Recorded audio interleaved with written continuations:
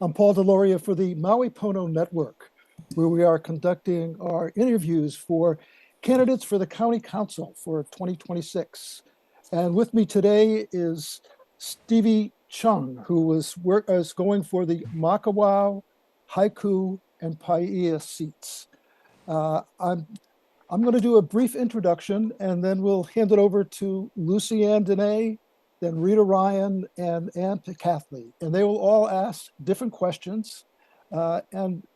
Just so Stevie, just enjoy the process as we try to get to know you a lot better. Okay. Yeah, My absolutely. first question, and also in terms of getting to know you better, give us a little background of your interest in what you've been doing here in Maui County Mhm. and why you feel qualified to run for this important legislative office. So, starting with where I feel qualified is because I feel like public service is a job where people, when they're just honest with money and honest with, the general public about handling things, it's a lot easier to do when we have people in office who are just honest with people and aren't really looking to have any sort of monetary gain or sort of self-fulfillment in the process as much as it is just helping the community. uh, Personally, for me, for the last 10 years that I've lived here, it's all been art. It's just been, a lot of artistic generalism, whether it's working on, crocheting or sewing or full blown home renovation where we're, putting new roofs down and laying out new floor plans and putting up drywall and all of those different things. I've kind of just been playing around with my general artistic and constructive skills and abilities in order to, just get my expression out in any way that I can. Great. Is there Mhm. any other thing that you see that you can, in terms of your background, then in terms of your education? Tell us a little bit about your education in that sense and how you So, feel you can use that.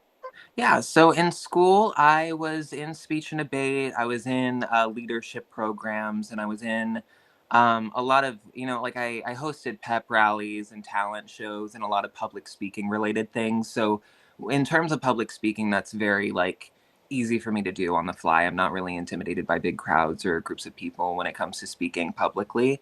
And in terms of leadership, there was definitely a lot of morals and ethics that were brought up in terms of like actual leadership and growing up to be leaders and what it means for us moving forward in our adult lives and what we can pick up from that when we were kids. And so a lot of it was really just kind of working out what it meant to conduct and orchestrate a group of people, whether it was for pep rallies or events and certain things like that, where it just wasn't going to be like a ball of chaos. That's basically what they were teaching us, is just how Great. to handle those kinds of organizations without things just all falling apart and becoming some sort of chaotic clown show.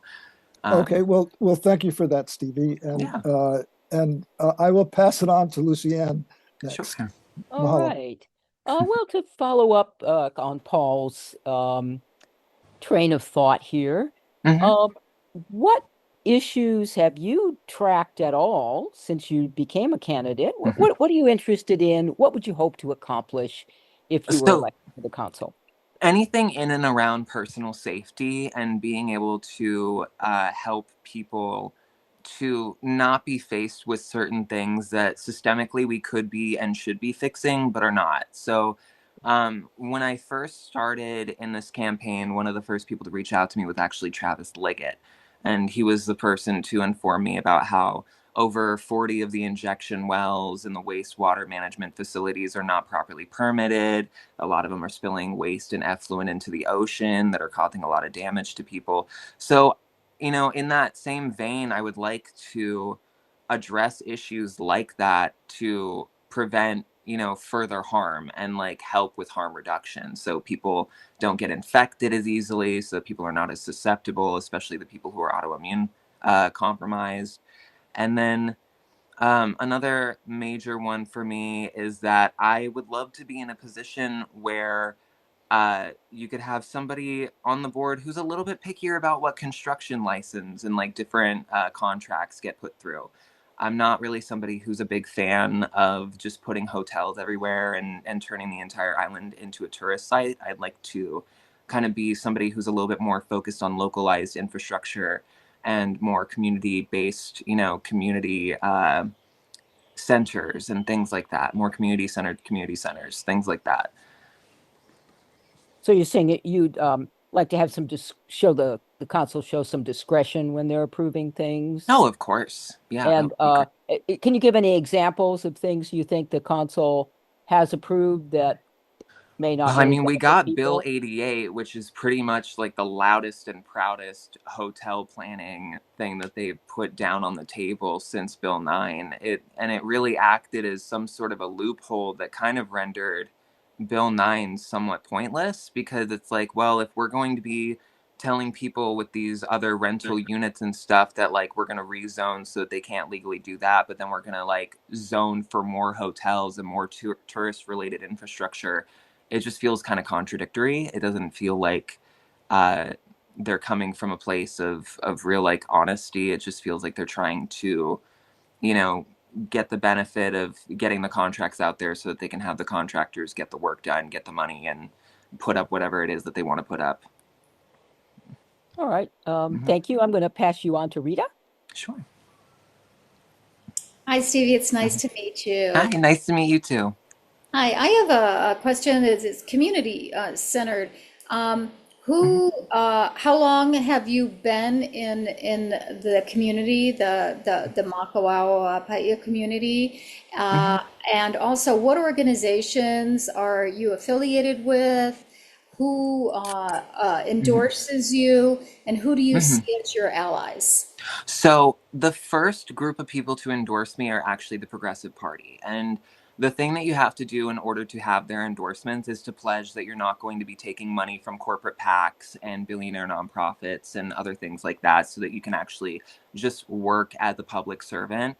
And so that was something that I was very proud to make a pledge for. It was the same thing with, I believe, I can't remember the name of the other group. I Is that believe it was Our our Hawaii. Hawaii? Yeah. Our Hawaii also had me do the pledge as well. So I have taken that pledge. That's very much in the similar vein. I've also, not so much endorsements and whatnot, but I have been doing volunteer work with the Living Pono Project, and, planting and feeding the pigs and doing some work over there as well as doing work with the Aloha Maui Pride as well. And so those have been some of the ones that I've been doing a lot of help with. I've also been doing help with, I don't know if you're familiar with her, but Krista Caldwell over at the Coastal Refuge in Wailuku as Mm-hmm. well, to help plant natives and other things there, just to kind of help with restoration agriculture and medicine farming. And so these are some of the things that are just kind of like up my alley. These are the things where I just kind of feel like I fit in most. Yeah, yeah. And how long Mhm. have you lived in the area that you will be Yeah, representing the 10 Makawao? years. 10 10 years. years. By the end of this, yeah, because I'm turning 28 in September. I moved here when I was 18. And so once we get into, um, yeah, I want to say I moved here in August of 2017. So yeah, we're getting towards the Okay. like 10-year And mark. what is your primary profession? Mostly I just do kind of freelance artistic work. So I help landlords who just kind of want to help streamline their units and make things look a little bit prettier, a little bit nicer, a little bit more renter friendly. Hmm. And just, using my design skills as an outlet for that for the majority of my time here. Wonderful, Mhm. wonderful. Okay, thank you. I'm going to pass you next on to Ann Pithcapely. Yeah, sure. Thank you so much. Oh, you're muted, Ann.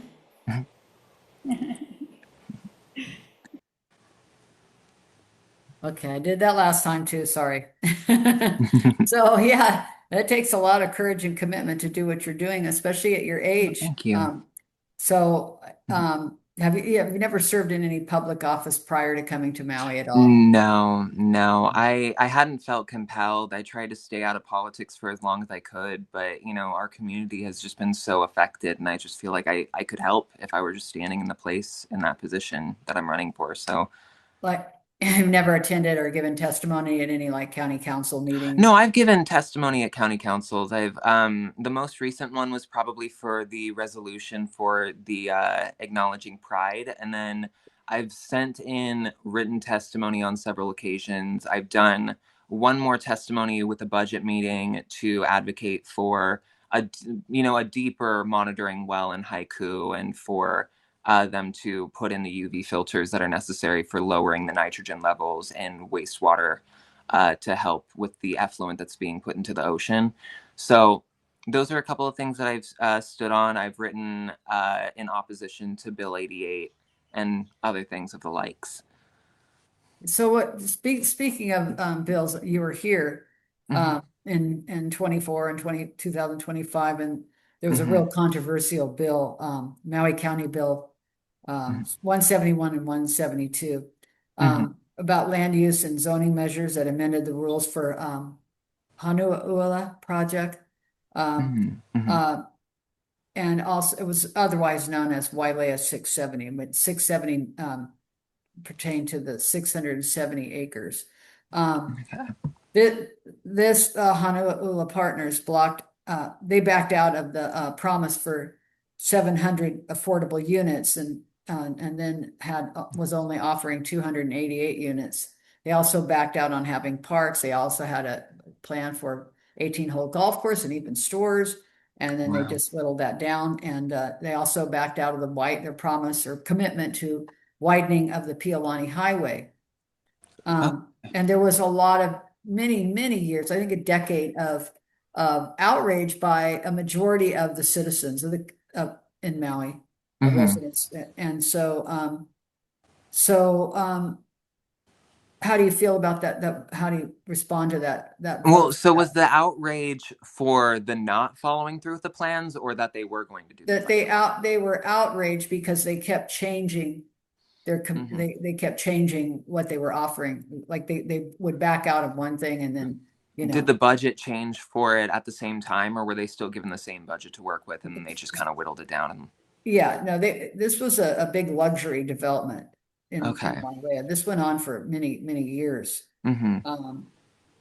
Interesting. And so yeah, I can't say that I'm too familiar with it, but from what it sounds like, it seems like there was just a lot of unmet promises, and that's not really what I'm about. Like, if there's something that is put on the table that everybody's cleared and there's been planning for it, I would really just like, with my executive function, to be able to follow through with things as they're asked of, unless there's some like serious things that need to be taken for consideration, like if the piping plans are not proper, if there's something else that they could do to improve upon the plans rather than just completely reshape it, dwindle it down to nothing, or it just sounds like so much overcomplication of something that could be so simple. But we just seem to be in that state where our county likes to overcomplicate things for the sake of I don't even know what, but they just do, like, so frequently. Well, a lot of people think that the majority of the current council members are pro-development or some luxury development. Yeah, I wouldn't say that I'm pro luxury development. I'd like to focus on, because we've been hit by like disaster after disaster. It just feels like we don't have any affordable units right now. Even when we build these apartment complexes with the promise of affordability, none of those units that can sustain like a single family home, none of them qualify for Section 8. Like, none of them are affordable enough for people to be able to actually like get benefits from it. It's like everything that's built under the guise of affordability just never ends up being as affordable as they promise it to be. And so there needs to be some follow through with that in some way in order for us to like help people, whether it's by taking those units that have those unmet promises and put rent caps on them, or, raise the minimum wage so that it can actually be in proportion to the inflation that we're facing, both on like a livability scale and just the affordability of like groceries and other basic necessities. Yeah, and you mentioned that you assist landlords, and how would they feel about the issue of rent stabilization, which is not to be confused with rent control, but rent stabilization and like just, well, My current landlord is somebody that I've actually convinced to keep their rent, because we're like, huts and things like that with like outdoor showers and separate restrooms and stuff.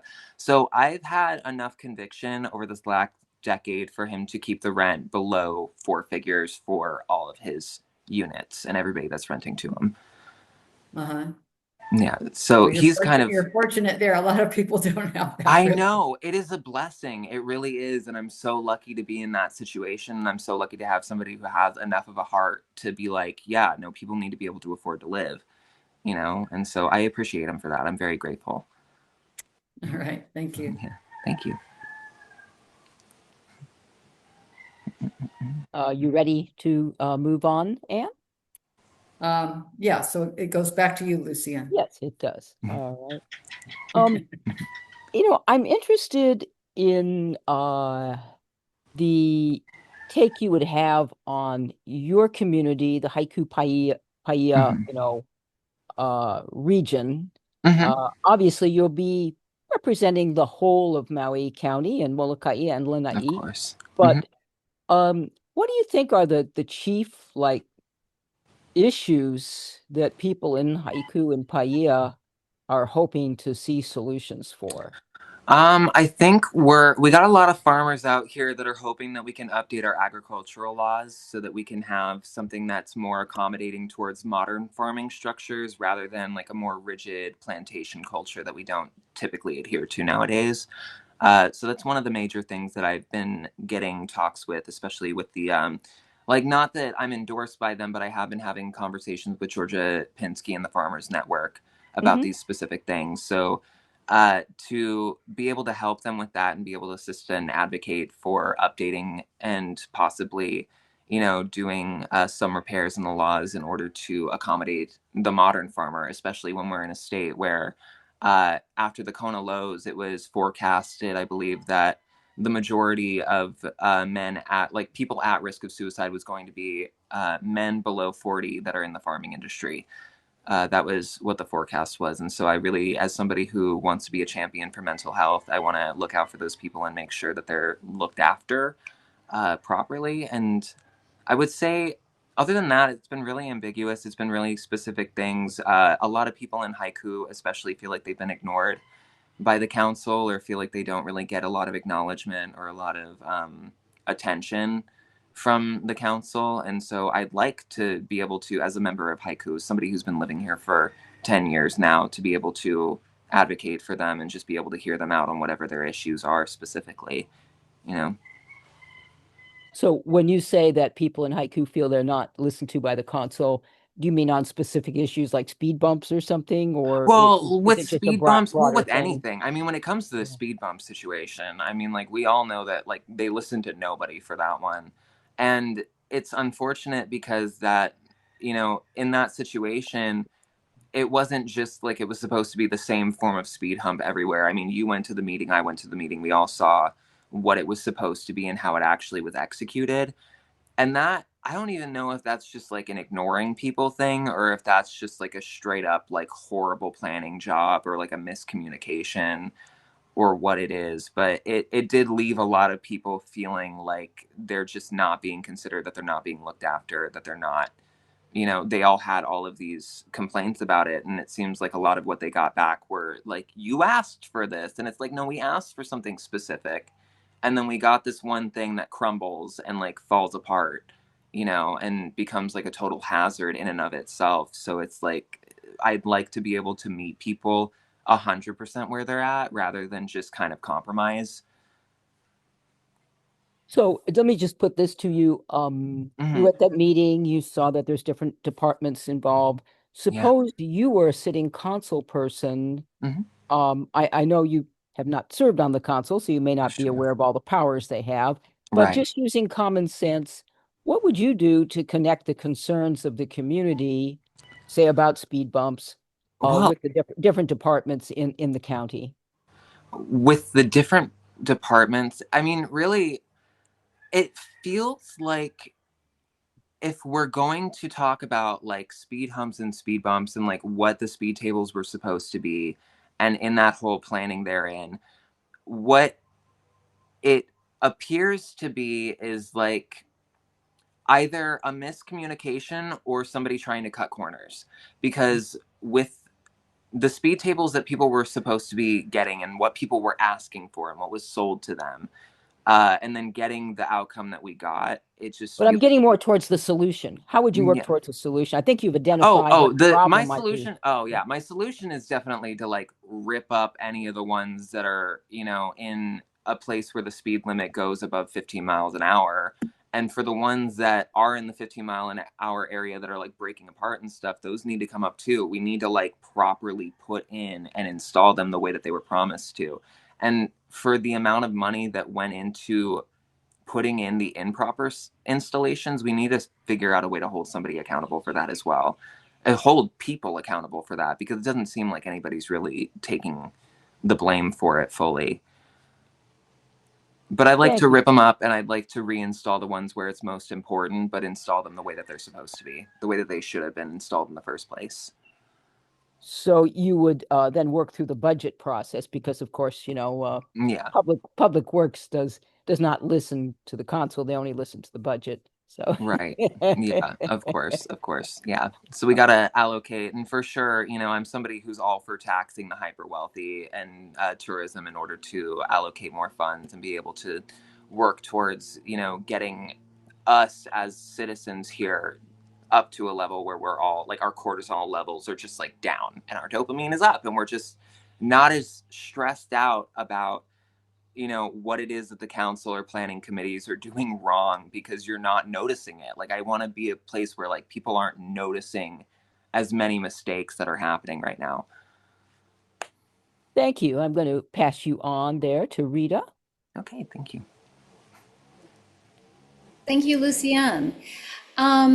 Stevie, you're running against an incumbent, Nohe Hudgens, Mm-hmm. and she is normally pretty well funded from the whole hotel industry and the resorts and development and that sort of thing.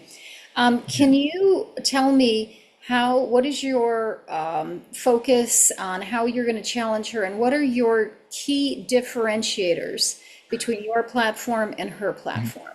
I think my key differentiators between my platform and hers, you kind of said it yourself. She has a lot of backers from hotels and other industries that involve, capitalizing on the island at the expense of the people who live here. And I find myself to be somebody who just wants to be for the people. I want to help us to be able to get to where we need to go in any way that I can use my voting and legislative powers to do so. I feel like when it comes to me and Nohe, she's a very sweet woman. She's very pleasant, very nice to be around. But it's the affiliations that raise the flags for me and a lot of other voters. Right, right. And Mhm. how do you plan to finance your campaign? So my campaign, I've mostly just been getting, a lot of online endorsement. I've been getting a lot of help on social media to get outreach, thanks to the Progressive Party. I've had posts that have, on average, gone from like 200 to 800 likes per post in this last month. And so Right. I've had a lot of outreach. That's been really good. I'm just today discussing possibly hiring somebody and taking them on as my campaign manager to be able to help further, after the primaries, to really go for it. Right. Uh, yeah, but we definitely still need to like, I have probably $600 in my campaign account right now that I can use. I'm just trying to be as careful with it and make the most of it that I can right now, so that I can be able to like, grow from it and be able to make more out of it. Right, right. And you took an oath with our Hawaii that you wouldn't Mhm. take corporate donations. Is that correct? Correct. That is very much correct. Yes. And how about industry association donations, that sort of thing? Mm, I mean, I haven't really taken, I don't plan to take any industry association donations for sure. There's the only donors that I have right now is one who's a neighbor, and then the other guy who donated a nice, generous $500. He's actually a client of my husband who's like a personal trainer. And so I know him personally as well and was able to have him help Okay. bit. And so I'm very grateful for that as well. But I'm trying to keep this as honest as I can and keep it as for the people and as grassroots as I possibly can. Okay, wonderful, wonderful. Is there any specific legislation that or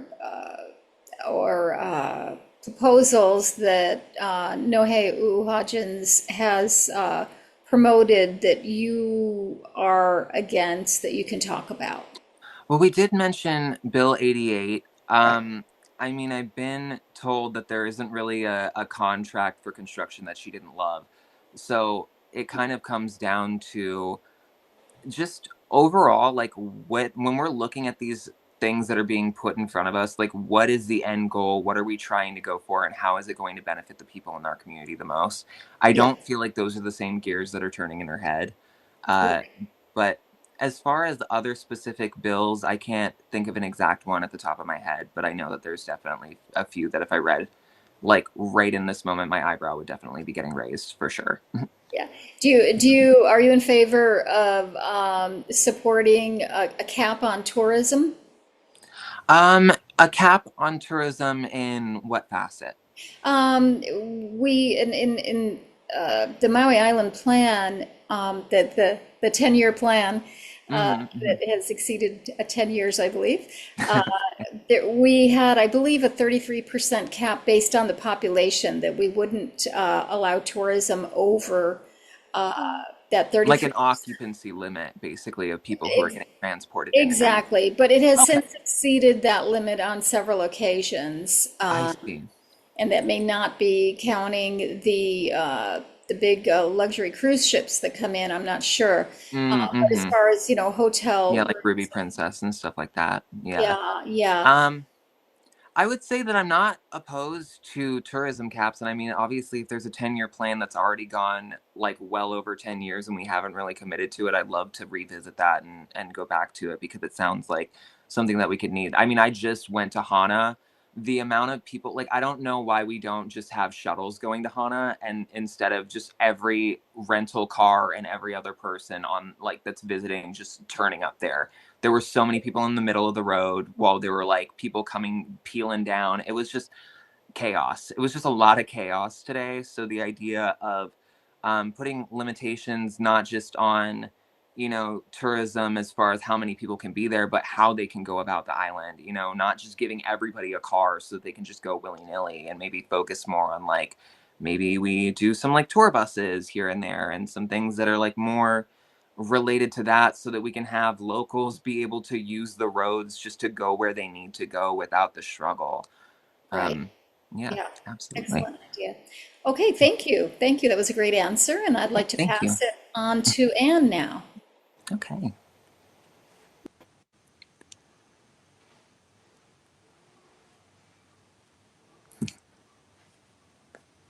Everyone's muted.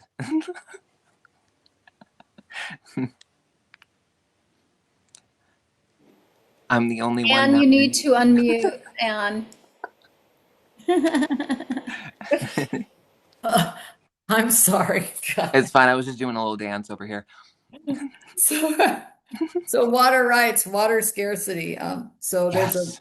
a battle going on, and Oh, big one. but for new developments and for farming, we need water. Mhm. And what is your view on private versus corporate owned land? I'm sorry, corporate owned water companies controlling Maui, and I mean, I'm specifically all for community Mahi Pono. stewardship and public ownership. I want us to be able to have access and not have to be at the whim of people like Peter Martin, who will just kind of do whatever they want whenever they want, and just kind of let people struggle when they have the access to those resources that could help us so much.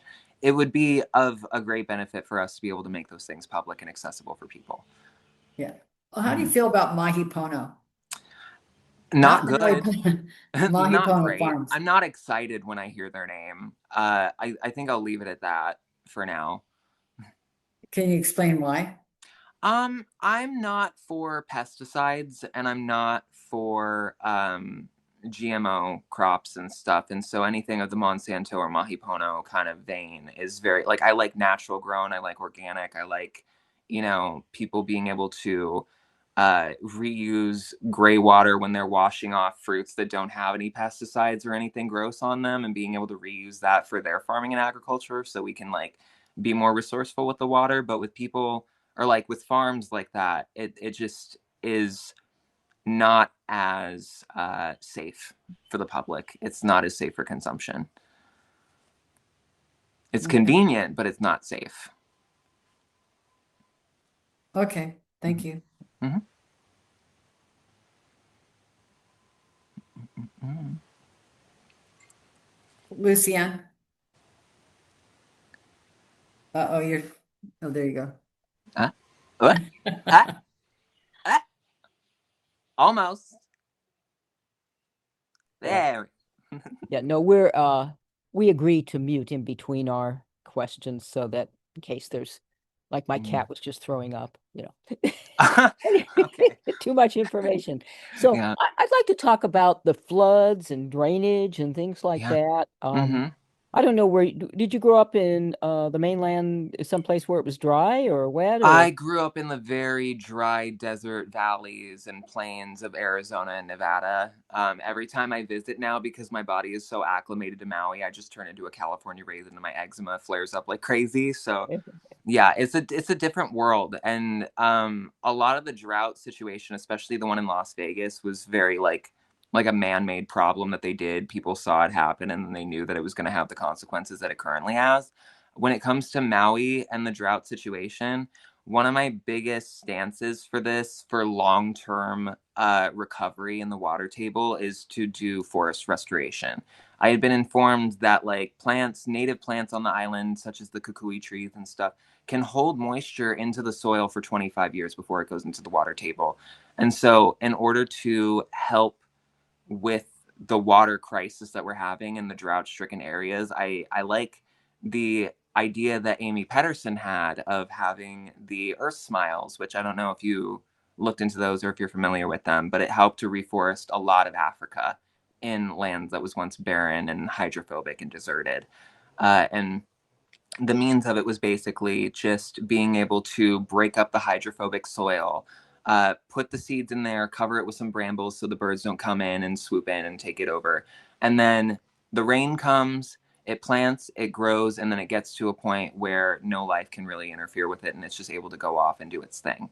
And so that's one of the things that it naturally helps as a form of flood mitigation, as well as other forms of like actual physical county planning for flood mitigation as well. I think that these two need to work together in order for us to get to a place where the island is, getting its restoration that it so much deserves, and then also helping as a means of disaster and flood mitigation on a natural scale. So if you were elected to the council, you would be asked to serve on a committee or possibly even be a leader or vice chair of a committee. Sure, Is there sure. an area of interest? You mentioned public, personal safety and Mm-hmm. environmental safety, but is Yeah. there an area of interest that you think you would want to focus on as a committee, a chair or vice chair if you were elected? And well, it's all a matter of fantasy football when it comes to these kinds of things, because you're thinking of like the other council members that could possibly be up with you and what their potential things would be. Like, Yes. obviously, I'd love to be able to do work in like farming and agriculture and like be somebody that's at the head of that. But if Bobby Bahia is going to be there, it's like, what am I? Like, I'm useless at that point. Like, he's got it figured out, you know?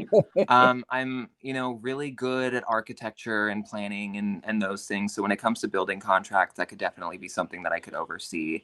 And then when it comes to like, municipal wastewater and things like that, I'd also love to be able to get my hands on that as well. Things related to like housing, I think right now, because we have such a huge issue where we have thousands of homeless people, who many of which are still waiting on like Hawaiian homes to get back to them and be able to provide them. I want to be able to kind of confront that head on and be able to give people more spaces, more versatility in spaces as well, where they can live. Because, putting up these temporary structures is one thing, but like, what are we going to do about these single families, like these families that have kids that are literally living in the wilderness, that have nowhere to really go or live at the moment other than moving to the mainland, where they're just basically getting displaced at that point even further. So I'd love to be able to do what I can to confront that, get way more in depth and studious on what it is that I can do in that scenario in order to do the best help that I Do you, can. do you think the county may need to look at laws that allow more innovative type of housing to be built? Have you heard of anything Absolutely. along that I'm way? somebody who, and we did talk about this before, because I'm somebody who actually believes that when it comes to building affordable housing, a major part of it is looking at what the island has to offer us. What is the resource that we have here? We have loads of clay. I think that making individual cob houses and things like that, or rammed earth or earth ships and other things like that, we should be looking at those options in order to give people more autonomy in the means of what kind of housing that they can give themselves during a time where we're doing very little to help the problem. Giving people the ability to use the earth instead of having to go to the store and just pay like out the wazoo for more building things when we have stuff that our earth can supply for us, I think is just kind of unnecessary. And I think the laws that kind of limit it are also just unnecessary. I think that we could do more with it. Thank you. Well, Hmm. nice to hear someone thinking about these things. Thank I'm you. going to pass you on to Rita. Hmm. Okay, Stevie, I'm going to change the subject a little bit here to taxation and Yeah. economic equity. Hmm. So, you have some ideas on how we can restructure our taxes here on Maui to Hmm. be more equitable Yeah. to the people of Maui. Can you talk a little bit about that?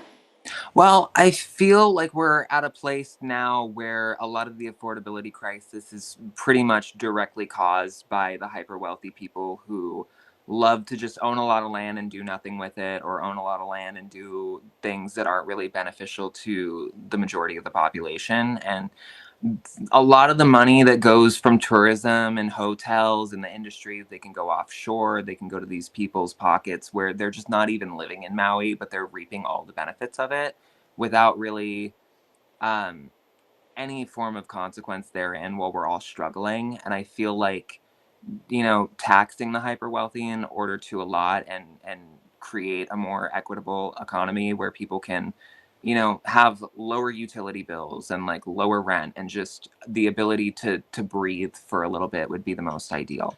And they can handle it. They'll live. They're billionaires. They'll be fine. Like they'll be fine. Do you have a specific strategy about taxing the rich and what is the cutoff? Are there's billionaires who are residents. There's Hmm. non-resident billionaires that don't claim to have be owner occupied. That Hmm. sort of thing. How would the county be able to, find out who's who and who gets taxed and what would those specific points be as far as determining the tax rates for the, Hmm. the upper class?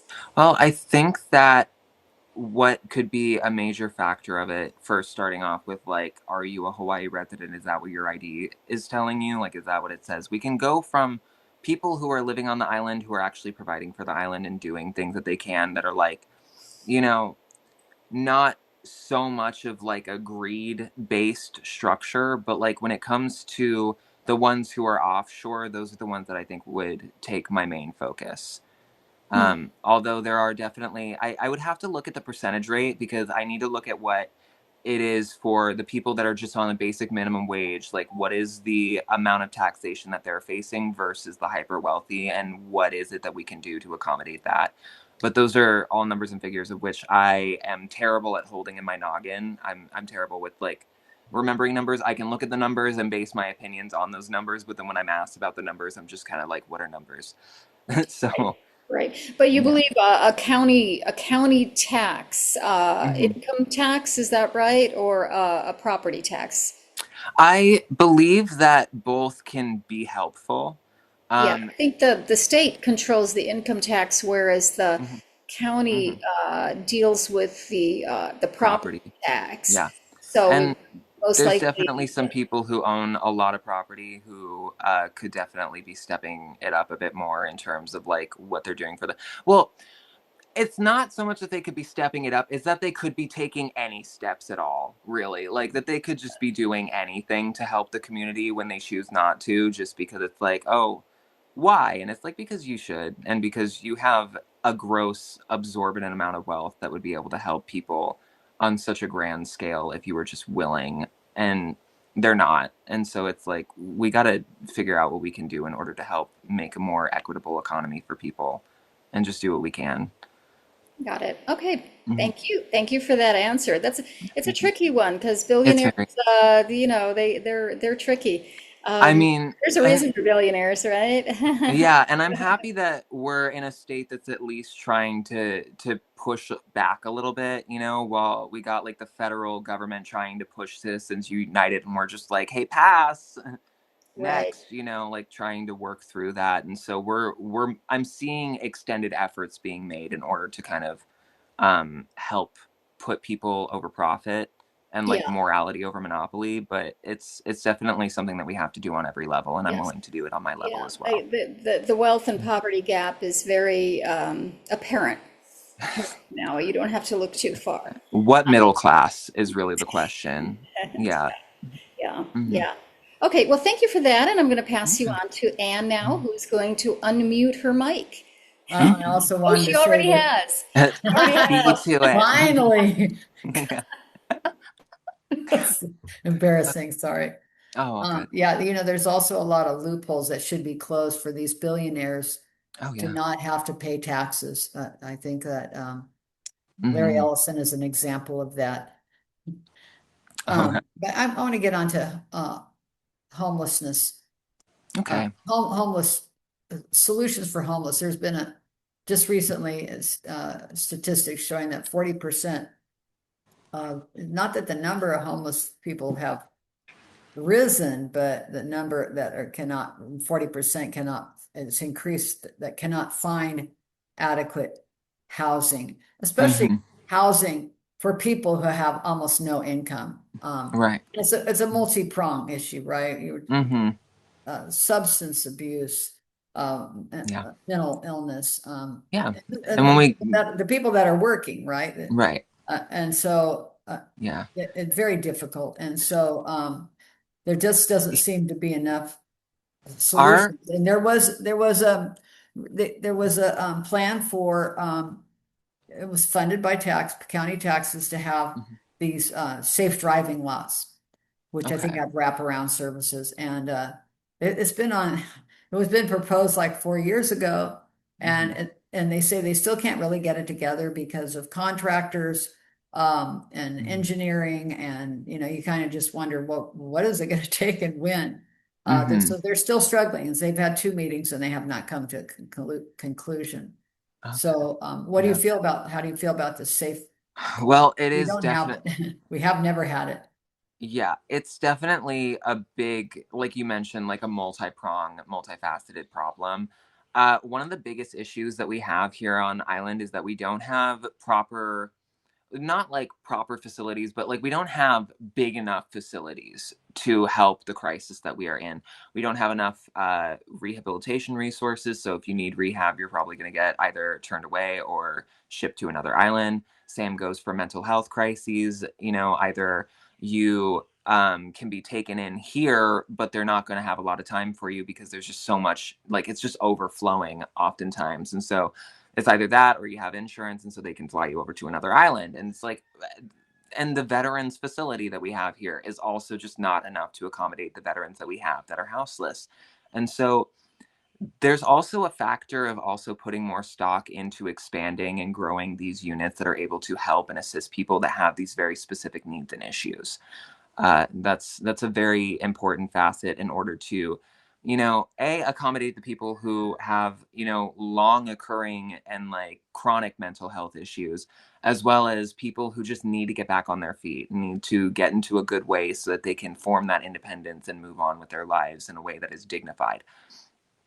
And so, in order to fix that, I would love to be able to help us expand more resources here on island for it. In terms of housing and working out housing, it does sound like a mess. It just seems like there's a lot of conversations that happen where very little is done, and when it is done, it's not really fixing the problem. It's just building more apartments for apartment's sake, and like more houses for housing's sake, but not for affordability. And so we need to kind of target the affordability aspect when it comes to building up these units and spaces for people. I also believe that there should be a place for the people who are voluntarily unhoused, the ones who are like van lifers or tent lifers who, are content where they are, but they tend to get swept a lot and a lot of their resources taken away from them by authorities.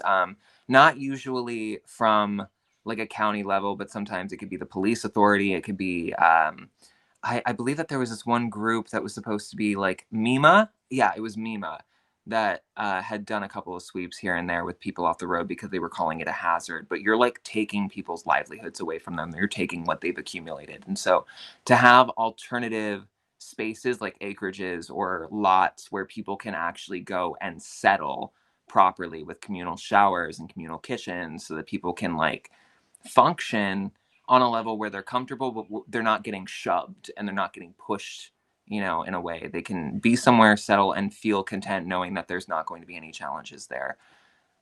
What do you think of the Kauhale tiny homes where they're kind of like each independent like rooms Mm-hmm. that are I think they're great when they're not in a direct flood zone. I think that they're, I'm all for putting, small units for people because they're, for every unit that you put down, there's going to be somebody around that's going to take it. And so to have those units and those modular structures, they're very easy to make, prefabricated. I have no qualms against them. I just love for them to be in zones that are not going to get hit by natural disasters, like with the one in Kahului that got hit by the Kona lows during that flood. And people who had already gone through so much struggle and so much pain and so much loss just had to go through more grief after the fact. It's like we should be more thoughtful about where we're putting these things. it sounds like you want better planning and more mitigation and Yeah, because so much of these like the Kihei Kona low and the Lahaina wildfire is like Yeah. there was a definitely predisposition they were predisposed to this over years of land neglect and land mismanagement, right? Whether it was Lahaina or Kihei. Okay, Anne, our Oh, we're time is going up. too far. Yep, our time is up. Okay. For Stevie. And right. I want to thank all the interviewers, and I just would like to remind all our viewers who are still here online with us that Stevie is not going to have a primary race. She's going to be in the general race because she doesn't have any oppositions except between her and Uu Hodges. But we thought we would get her information out early on so people could start to get to know her a little bit and where she's coming from, especially with not having a lot of background, a lot of exposure in our community at this point in time. So that's why we're having it a little bit earlier than the other general type of elections. So again, thank you, Stevie. I hope you are an inspiration also for other young candidates to come on board and take on this challenge. I hope to be. We need to take this on as Gen Z. We need to get more of us in there because a lot of us, we don't really have as much patience for the systemic injustices that have been going on. So it's like, if you want to see this change, go in there, like see what you can do, see what your options are before you go into like a depressive, bed rot. And don't forget to vote. Yeah, do not. There you go. Oh my gosh. Yeah, it's crazy. Yeah. So thank you all again. And Stevie, it's nice getting to know you. And nice getting to know you guys too. Wish you the best. And thank you so much. Mahalo. Thank you, Stevie. Mahalo. Bye. Thank you guys.